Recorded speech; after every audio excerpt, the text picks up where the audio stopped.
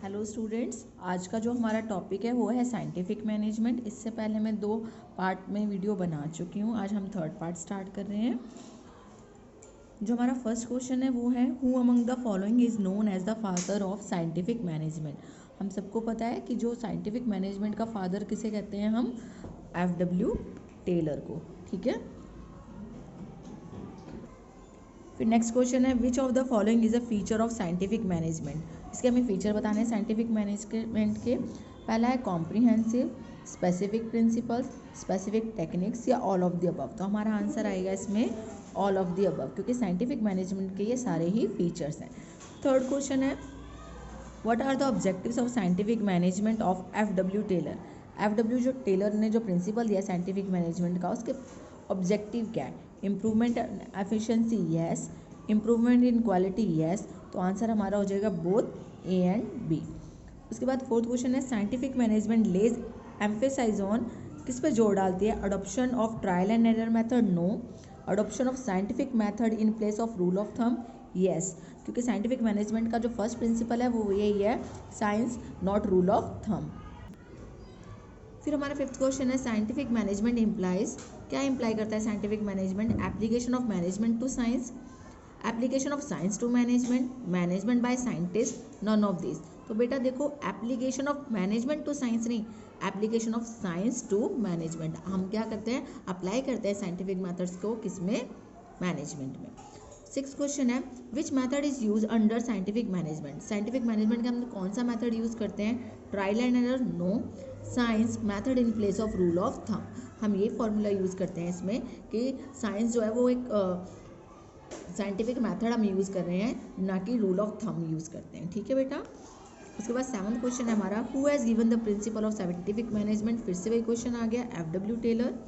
How many functional specialist have been suggested by Taylor. Taylor ने कितने functional specialist को suggest किया है? तो वो है हमारे 8 स्पेशलिस्ट। ठीक है। उसके बाद है which one of the following is not a technique of scientific management, के हमने टेक्निक्स के बारे में पढ़ा है। तो फैटिक स्टडी है, मोशन स्टडी है, हार्मोनी नोट डिस्कोड ये नहीं है बेटा। ठीक है, ये आपकी कोई टेक्निक नहीं है। तो आंसर क्या आ जाएगा हमारा? थर्ड। फिर है which among the following introduce the concept of functional foremanship. Functional foremanship जो है वो किसने दिया था? तो वो भी हमारा F.W. टेलर ने दिया है। उसके बाद क्वेश्चन है who among the following is not a foreman of execution department. देखो बेटा, जो एग्जीक्यूशन डिपार्टमेंट होता है ना, उसमें गैंग बॉस होता है, स्पीड बॉस होता है, रिपेयर बॉस होता है, बट रूट क्लर्क नहीं होता। ठीक है, तो आंसर इसका क्या आ जाएगा? Route clerk. फिर है according to Taylor the number of foreman in planning department for planning the work should be. जो आप बता रहा है कि जो फॉरमैन है वो कितने होने चाहिए प्लानिंग डिपार्टमेंट में, तो इसका आंसर है हमारा 4। तो कितने होते हैं हमारे प्लानिंग डिपार्टमेंट में? फॉरमैन 4 होते हैं। फिर है इसमें बताना है हमें कि कौन सा करेक्टली मैच नहीं है। ठीक है, नॉट लिखा है ना, नॉट करेक्टली मैच। तो है method study, development of one best way, yes यही होता है। Time study, development of minimum average time required, yes. Motion study, determination of least number of activity, yes. फिर है fatigue study, determination of vacations for the workers, no बेटा, इसमें vacations की कोई बात नहीं होती है फिटिक स्टडी में। ये थकावट से रिलेटेड स्टडी है, बताता है कि कितना रेस्ट पोजेस चाहिए वर्कर्स को। देन 14 क्वेश्चन है the technique of scientific management through which the timing for rest for worker is determined is called फिटिक study, जो अभी अपने ऊपर बताया ना उसी के बारे में। 15 क्वेश्चन है what is true about differential piece wage system. तो डिफरेंशियल पीस वेज सिस्टम कहता है different wages to different employees according to their work, then है higher wages to efficient employees and lower wages to inefficient employees. तो both A and B are correct. Then है which of the following technique of scientific management is concern with the changes in the attitude of both employees and management. दोनों के rule change करने हैं, मतलब उनका attitude change करना है, employees का मैनेजमेंट के प्रति और मैनेजमेंट का एम्प्लॉयज़ के। तो इसको हम बोलते हैं मेंटल रेवोल्यूशन। देन है which of the following is the best benefit of scientific management to the organization. क्या फ़ायदा होता है साइंटिफिक मैनेजमेंट का ऑर्गेनाइजेशन को? Increase in production, yes. Increase in productivity, yes. Increase in profit, yes. तो आ जाएगा आपका आंसर ऑल ऑफ दीज। फिर है which of the following is not a benefit, not की बात आ गई है, not a benefit of scientific management to the employees. Job satisfaction होता है, बेटर रिलेशन विद मैनेजमेंट होती है, बेटर वर्किंग कंडीशन इसकी भी बात की जाती है, एफिशिएंट डिवीजन ऑफ लेबर नहीं, इसकी बात नहीं की जाती। ठीक है बेटा। फिर है scientific management is important for the society. अब सोसाइटी के लिए क्यों जरूरी है? इंडस्ट्रियल डेवलपमेंट के लिए यस, इकोनॉमिक डेवलपमेंट के लिए yes, optimum utilization of resources के लिए यस। तो आंसर आ जाएगा ऑल ऑफ दिस। फिर क्वेश्चन है which of the following is a disadvantage of scientific management from the point of view of employees. Employees की वजह से मतलब क्यों बोला गया भाई साइंटिफिक मैनेजमेंट जो है वो डिसएडवांटेज है। ठीक है, किसके पॉइंट ऑफ व्यू से देखना है हमें? एम्प्लॉयज़ के। स्ट्रेस होता है, हाँ जी होता है।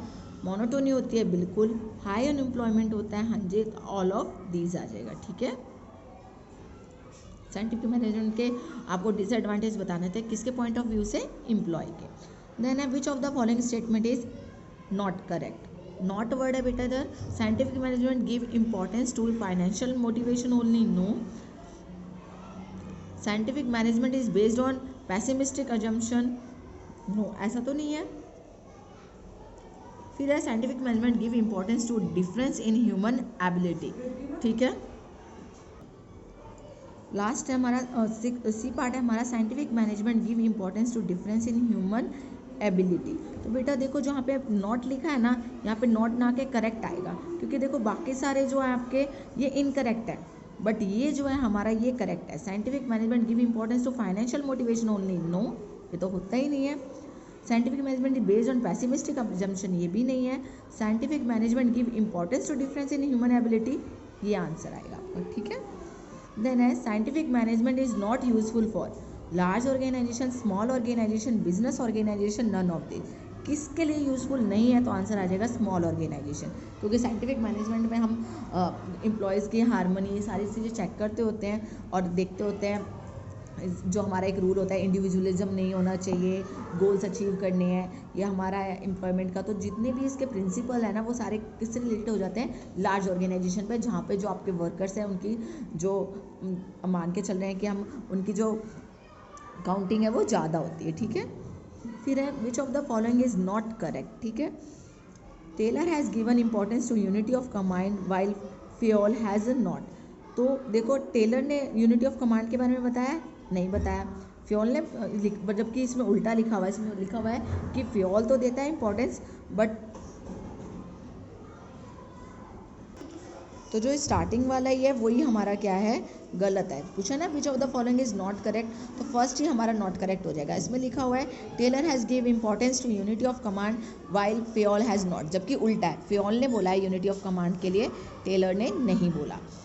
फिर उसके बाद है Taylor has given importance to technical aspect while Fayol has given importance to administrative aspect of organisation, तो ये आपका सही है।